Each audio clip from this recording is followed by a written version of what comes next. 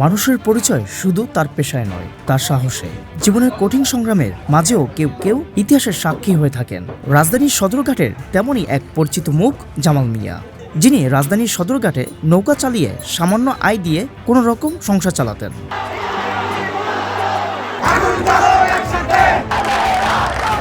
2024 জুলাই রাজধানী সহ সারা দেশে উত্তাল ছাত্র জনতার আন্দোলনে রাজপথে একের পর এক গুলির শব্দ, ঝরে পড়ছে তাজা প্রাণ। বুড়িগঙ্গার বুক থেকে সেই দৃশ্য দেখে আর স্থির থাকতে পারেননি জামাল মিয়া। বৈঠা ও নদীপথ ছেড়ে চলে আসেন রাজপথে, দাঁড়ান আন্দোলনরত শিক্ষার্থীদের পাশে।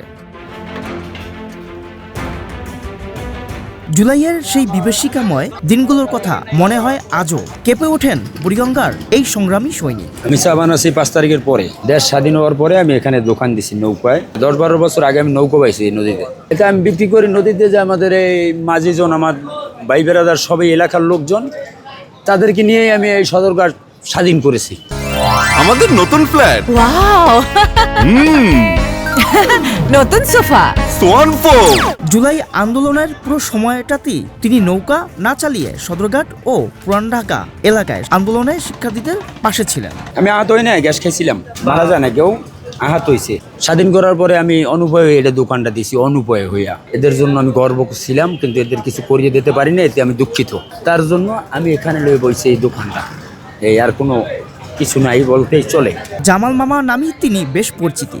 5 আগস্টের পর দেশ বদলেছে, কিন্তু বদলায়নি জামাল মিয়ার জীবন। নৌকার মাঝি থেকে এখন তিনি ভাসমান চা বিক্রেতা। সারাদিন নৌকায় করে চা, কেক, বিস্কুট, পান আর সিগারেট বিক্রি করেন। কারণ নদীর মাঝখানে কর্মব্যস্ত মাঝিদের জন্য নেই কোনো চায়ের দোকান। তাদের কথা ভেবেই নিজের জীবন সংগ্রামের সঙ্গে জুড়ে নিয়েছেন এই ব্যতিক্রমী উদ্যোগ।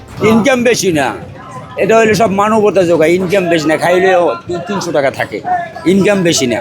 আমি তো আগে নৌকায় ঘুমাই, নৌকায় খাই, সবকিছু নৌকায় করি। অভাবের বাজার, হ্যাঁ সবকিছু নৌকায় করি, অভাবের বাজার, কিছু করার নাই। এখন গড় ভাড়া দেবো কি দেয়া? আয় যদি না করতারি তাহলে খরচা কেমনে করবো, ব্যয় কেমনে করবো? আয় করলে খরচা করাই যায়। বুড়িগঙ্গার মাঝিরা জানান, জামালের এই অভিনব বিক্রি তাদের কর্মব্যস্ত জীবনে এনেছে স্বস্তি। এখন ঘটনা হয়েছে, আমরা তো গরিব মানুষ, আমরা তো গরিব, এর লেগে নৌকায় আমরা তো ট্রলার থেকে আর উপরে উঠতাম না, উঠে বইয়েই খাওয়া লাগে। ভালো লাগছে, অনেক ভালো লাগছে। আর আমাকে উপকার হয়, উপরে গেলে 1 টাকা চা খাইতে 10 টাকা, আমরা এখানে খাই 5 টাকা। আমাকে তো উপরে গেলে পোষায় না, আর চাও খারাপ না, ভালো। ওনার কাছে আমি খামু, কিনলে ভালো লাগে। অন্যখানে চা আছে, ওনার কাছে আমার কাছে ভালো লাগে। স্ত্রী মারা গেছেন অনেক আগেই। এরপর থেকে একাই জীবনের সাথে লড়াই করে যাচ্ছেন তিনি। বুড়িগঙ্গাই নদী যেন তার আরেক জীবন। বউ মারা যাওয়ার পরে আমি আর কোনো পাইলে জ্বালাই নাই। মারা গেছে 5 বছর হয়েছে, 5-6 বছর। এই বেস্টে অপারেশন করাইছিলাম আমি। তারপরে আস্তে আস্তে আস্তে আস্তে অসুস্থ জ্ঞান, এটা আমি বলতাম না, ডাক্তার তোমার বলে না, অনেক কিছুই বলে নাই। পরে আস্তে আস্তে আস্তে আস্তে সমস্যার দিকে যাইয়া এই বিস্তারিত। কখনো কখনো সদরঘাটে ফেরি করতে গেলে বাধা বিপত্তি। গণ অভ্যুত্থানের পরও পেয়েছেন বেশ কয়েকবার হুমকি। কিছু কিছু লোক, 2-3 লোক আমার পিছে লাগিয়ে রয়েছে।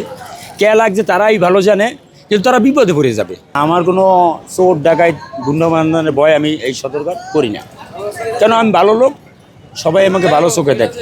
সরকার যদি আমাকে কিছু করে আমি এর বাধ্য হয়ে নেব, সরকার আমাকে করলে।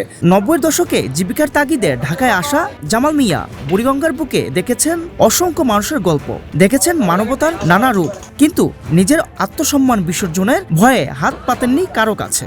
এখানে উনি থাকে, এখানে বই ওনার কাছে চা খাই, দাঁড়িয়ে দাঁড়ে উপরে যাওয়া লাগতেছে না, সুবিধা হয়। আমরা ট্রলারে এনে বিরাই। উপরে যাওয়ার চাইতে নদীতে ভাসমান চায়ের দোকানে চা খাইতে খুব স্বাদ, আমাদের গ্রামের মতন চা। আশ্চর্য মনে হয়, তারপরেও আমরা একটু শান্তি উপভোগ করি। যেমন উপরে গেলে গ্যাদারিংটা থাকে, আমাদের নদীতে ভাসমান থাকা হিসাবে আমাদের কোনো গ্যাদারিং নাই, খুব ভালো। নৌকায় বেড়া মজা লাগে চা খাইতে। এই দোকান মজা লাগে চা খাইতে? অনেকদিন ধরে। জামাল মিয়ার নেই কোনো অট্টালিকা, নেই বিলাসী জীবন, তবে ইতিহাসে উত্তাল সময়ে ছিলেন রাজপথের একজন নীরব যোদ্ধা। যে মানুষটি আজও প্রতিদিন বুড়িগঙ্গার ঢেউয়ের সঙ্গে লড়াই করে লিখে চলছেন জীবনের নতুন অধ্যায়ের গল্প। আবুল খায়ের, বৈশ্বিক সংবাদ।